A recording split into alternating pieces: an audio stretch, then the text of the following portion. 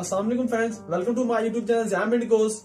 और आज हम जानेंगे कि ये मेंस्ट्रुएशन साइकिल क्या होता है, ये क्यों और कैसे होता है, एक फीमेल बॉडी को इसकी जरूरत क्यों होती है और वो कौन कौन से हार्मोन है जो इस साइकिल को रेगुलेट करने में हेल्प आउट करते हैं। तो चलिए इसको अंडरस्टैंड करते हैं। तो कोई लगभग 12 से 50 साल की फीमेल्स में हर माह एक मंथली साइकिल रेगुलेट होता है, जिसमें उनकी यूट्रस खुद को प्रिपेयर करती है अपकमिंग बेबी के लिए। यूट्रस फर्टिलाइज एग को अपने अंदर सेटल करवाती है और ग्रो करती है इनटू अ बेबी में। लेकिन अगर प्रेगनेंसी ना हो तो यूट्रस की लाइनिंग ब्रेक डाउन हो जाती है और यूट्रस से बाहर निकल जाती है और इसी को हम मेंस्ट्रुएशन कहते हैं।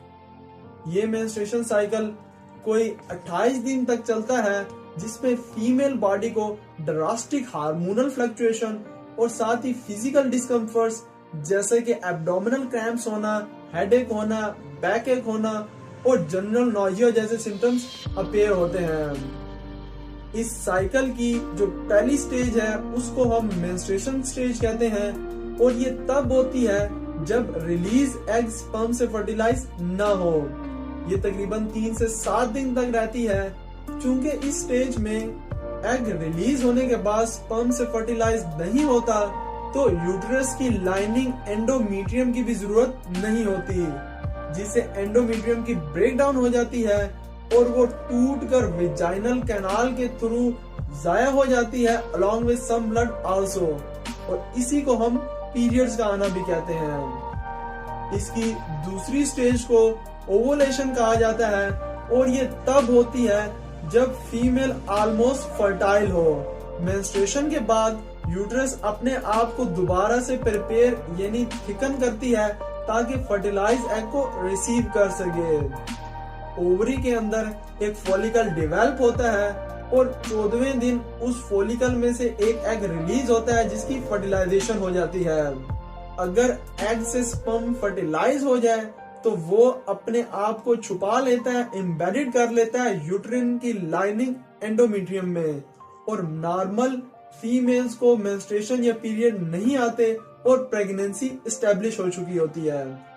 Menstrual cycle mainly 2 hormone oestrogen और प्रोजेस्टेरोन के थ्रू कंट्रोल हो रहा होता है। एस्ट्रोजन ओवरी से प्रोड्यूस होता है और ये मेंस्ट्रुअल स्टेज के बाद यूट्रस की लाइनिंग एंडोमीट्रियम को तैयार यानी थिकन करता है ताकि वो एम्ब्रियो को रिसीव कर सके। जब एग फॉलिकल से बाहर आ जाता है तो उसकी एम्प्टी फॉलिकल से प्रोजेस्टेरोन प्रोड्यूस होता है।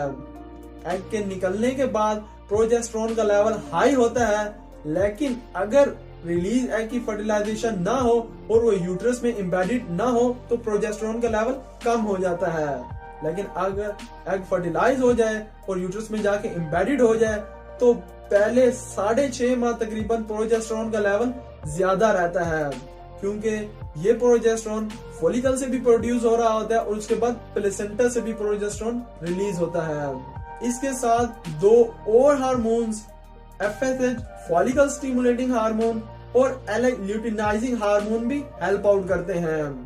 ये दोनों हार्मोन पिट्यूटरी ग्लैंड से रिलीज आउट होते हैं। एफएसएच ओवरी में एग को मैच्योर करवाता है और ओवरी को स्टिमुलेट करता है कि वो एस्ट्रोजन रिलीज करे। जब एस्ट्रोजन रिलीज होती है तो एफएसएच का लेवल कम होने लग जाता है। अब ये इस वजह से होता है क्योंकि हमें एक साइकिल में सिर्फ एक एग को ही मैच्योर करवाना होता है। एलएच मैच्योर एग को ओवरी से रिलीज करवाती है और प्रोजेस्टेरोन की प्रोडक्शन को भी स्टिमुलेट करती है। तो ये तो है general physiology regarding menstruation cycle. Hopefully you have to better understand it and thanks for watching.